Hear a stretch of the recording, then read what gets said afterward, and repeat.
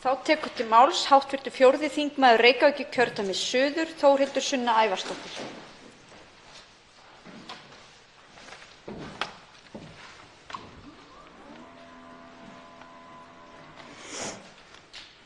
Frú forseti. Ég vil fagna þessu frumvarpi og lýsa yfir eindregnum stuðningi mínum við innihald þess og efni. Valdhafar hafa löngum haft tilhneigingu til þess að beita valdi sínu til þess að takmarka tjáningu og málfrelsi almennra borgara. Þetta frumvarp eitt skref af mörgum sem til þarf svo við fáum notið raunverulegs tjáningarfrelsis hér á Fróni. Og þó eru þau fjölmörg skrefin sem farið hafa á undan, frú forseti. Árið 1991 mátti finna þessi orð í almennum hegningarlögum, með leyfi forseta: Hver sem hefur í frammi skammaryrði, aðrar móðganir í orðum eða athöfnum eða ærumeiðandi aðdróttanir við opinberan starfsmann þegar hann er að gegna skyldustarfi sínu eða við hann eða hann út af því skal sæta sektum, varðhaldi eða fangelsi allt að 3 árum. Aðdróttun, þótt sönnuð sé, varðar sektum ef hún er borin fram á ótilhlýðilegan hátt. Blaðamaðurinn Þorgeir Þorgeirsson var ákærður og sakfelldur í Hæstarétti á grundvelli þessa ákvæðis, þá 108. grein almennra hegningarlaga, árið 1987.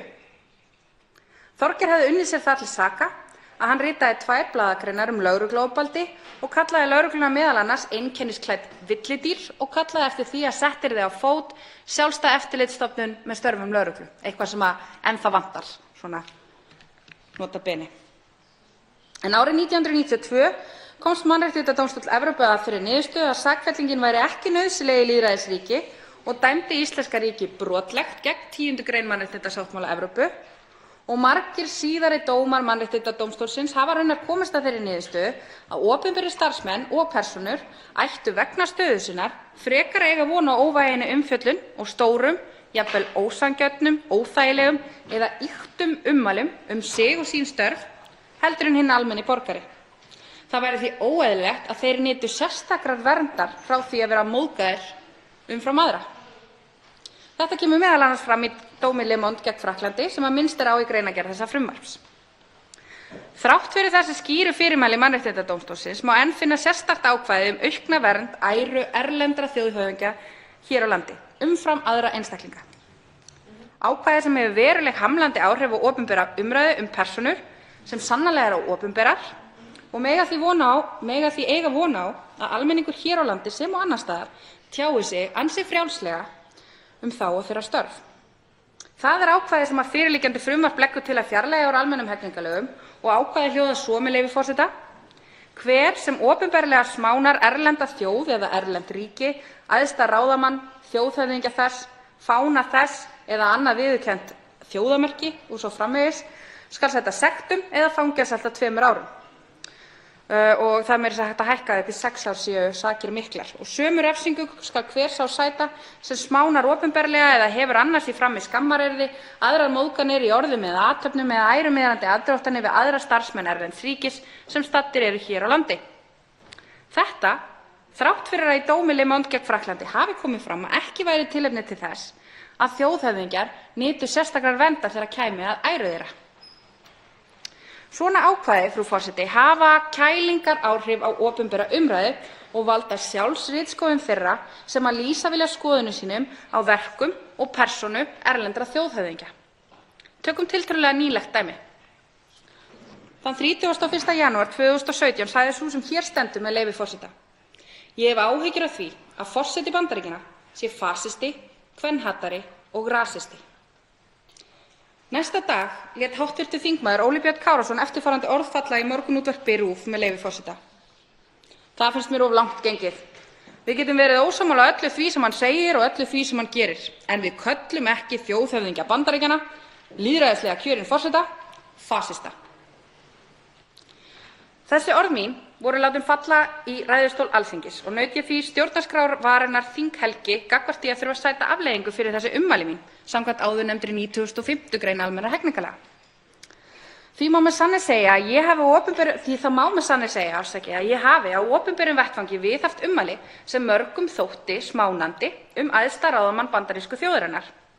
En við erum þó ekki nema 63 sem njóta þessarar þinghelgi hverju sinni og því má ætla að allir aðrir sem hefðu látið þessi ummæli falla á opinberum vettvangi í íslenskri lögsögu hefðu mátt geta átt von á því að vera sótt til saka fyrir að lýsa afstöðu svipaðri minni. Auðvitað væri saksókn á þessum grunni dæmi óhóflega valdbeitingu hins opinbera gagnvart skoðunum hins almenna borgara á valdafólki annarra landa.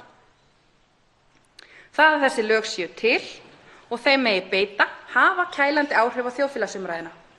Þau valda sjálfsritskoðunum og þeim verður að breyta. Frú forseti, hér áðan talaði ég að afnám 95. gr. almennra hegningarlaga væri skref í rétta átt til þess að tryggja raunverulegt tjáningarfrelsi hér á landi, en þau eru ófá skrefin sem við eigum eftir að taka til þess að svo megi vera.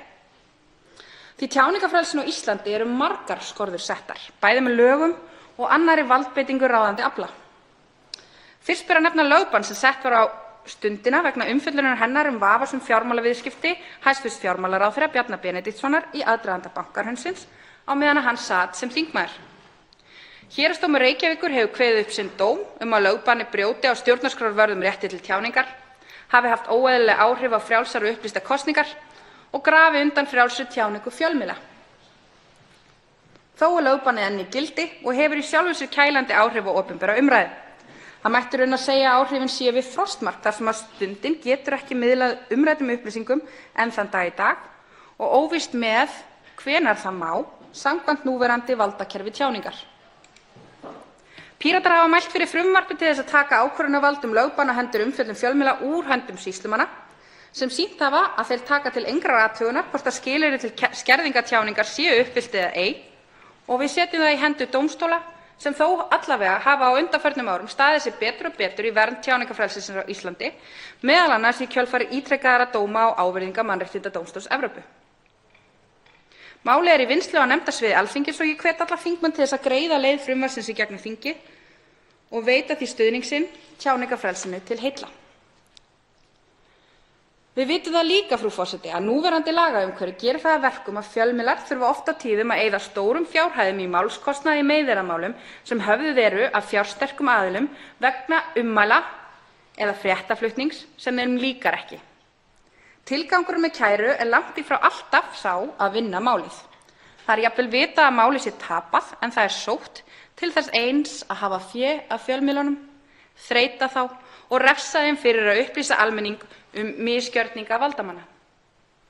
Ástæðan fyrir því að þetta borgar sig, frú forseti, er að það kemur allt of oft fyrir að dómstólar sem dæma í málum felli niður málskostnað og því sitja fjölmiðlarnir uppi með það að greiða háan lögfræðikostnað úr eigin vasa þrátt fyrir jafnvel algjörlega tilhæfulaus málaferli af hálfu stefnanda.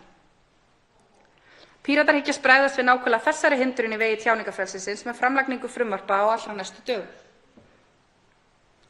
Því lagaumhverfi sem þetta hefur kælandi áhrif á þjóðfélagsumræðuna og tjáningarfrelsi hér á landi. Og áður en að það verður lagað þá gildir ekki raunverulegt tjáningarfrelsi. Þá er ónefnt, frú forseti, þau kælandi áhrif sem annars konar valdbeiting valda fólks og stofnana getur haft á tjáningarfrelsi og opinbera umræðu. Gott dæmi þetta voru óbeinar hótanir fyrrverandi háttvirts formanns fjárlaganefndar Vigdísar Hauksdóttur í garð RÚV þar sem hún gaf í skyn að fréttaflutningur stofnunarinnar sem hafði verið henni á móti skapi gæti haft þær afleiðingar í för með sér að dregið yrði úr fjárheimildum til handa RÚV í næstu fjárlögum. Annað dæmi eru ummæli flokksbróður Vigdísar, hv. þingmanns Sigmundar Davíðs Gunnlaugssonar, í aðdraganda síðustu kosninga. Þess efnis að hann væri að undirbúa málsókn á hendur 3 fjölmiðla vegna umfjöllunar þeirra fjármál hans og eiginkonu hans í kjölfar birtingu Panama-skjalanna. Meðal annars vegna þess að þingmaðurinn hv. var ósáttur við það að hafa ekki fengið afsökunarbeiðni fyrir umfjöllunina sig. Hv. þingmaður er fjársterkur maður og auðvelt með að fara í sams konar mál og aðrir fjársterkir aðilar gera gjarnan þegar þeim mislíkar fréttaflutningur fjölmiðla. Ekki sérlega dulin sú valdbeiting. Dæmi beinar og óbeinar hótanir valdamikilla einstaklinga í garð fjölmiðla afleiðingar áframhaldandi upplýsingagjafar til almennings tiltekin málefni eru miklu fleiri, frú forseti, og eru þær í sjálfu sér aðför að lýðræðislegum gildum í þjóðfélaginu. Þeim er beinlínis ætlað að hafa kælandi áhrif á þjóðfélagsumræðuna. Þau eru ekki síður kælandi áhrifin sem hótanir, skammir og umvandanir valdamikilla aðila geta haft á tjáningu og frelsi almennings í landinu til þess að tjá hug sinn samfélagi sitt og þá sem þar valdið hafa. Ég minnist til dæmis ávirðingar þáverandi formanns stjórnskipunar- og eftirlitsnefndar, hv. þingmanns Brynjars Níelssonar, í garð þeirra einstaklinga sem kölluðu eftir því að birt yrðu nöfn þeirra sem mælt höfðu með uppreist æru Róberts Downey, þar sem hann sagði, með leyfi forseta: „Hvað varðar okkur það hver það er og hvers vegna? Eina ástæðan sú að þeir sem hæst láta vilja berja á þeim.“ Ég spyr mig raunar, herra forseti, hvort rökstuddur grunur hafi legið að baki þessum ásökunum þingmannsins hv. En svona talar valdið til þess að þagga niður óþægilega umræðu, til þess að þagga niður sjálfsagða kröfu almennings að kalla eftir upplýsingum, sjálfsagða þátttöku almennings í opinberri umræðu samfélagið sitt. Loks hefur það líka kælandi áhrif, herra forseti, þegar lögmenn og sitjandi þingmenn ýja að því að þeir stundi ærumeiðingar sem segi að uppi sé rökstuddur grunur að opinberar persónur hafi framið refsivert athæfi, að uppi sé rökstuddur grunur til þess að rannsaka hvort refsivert athæfi hafi átt sér stað, að tilefni sé til rannsókna. Þessi orð voru látin falla í ákveðnu samhengi að lögin í landinu gildi ekki jafnt yfir alla og er nú framlagning þessa frumvarps ágætis dæmi það hvernig æðstu valdamenn heimsins njóta betri réttarverndar heldur en hinn almenni borgari. En þegar þingflokksformenn eða þingflokksformaður stærsta stjórnmálaflokks á landinu kallar eftir því að sú sem hér stendur sé dregin til ábyrgðar af stjórn þingsins fyrir að taka þátt í almennri stjórnmálaumræðu málefni sem sannarlega hafa oft verið rædd áður, sem eiga fullkominn rétt á sér og eru í samhengi hlutanna fullkomlega í samræmi við dómaframkvæmd hér á landi, þvert á það sem þessir þingmenn hv. hafa gefið í skyn ummæli mín í þjóðmálaþættinum í Silfrinu í fyrradag. Svona má ekki segja þeir í kór og tala undir rós afleiðingar ummælanna. Þetta hefur kælandi áhrif því ef ég á ekki að fá að tjá mig frjálslega samfélagið sem ég tek þátt í að móta hér á þessum vettvangi, án þess að ég sitji undir duldum og ekki svo duldum hótunum afleiðingar orða minna, hvernig á almenningur að þora að tjá sig opinbert þá sem valdið hafa án ótta við afleiðingar orða sinna? Þeirra sem njóta ekki þinghelgi við. Svarið er einfalt, frú forseti: óttinn er til staðar og hann er ólíðandi.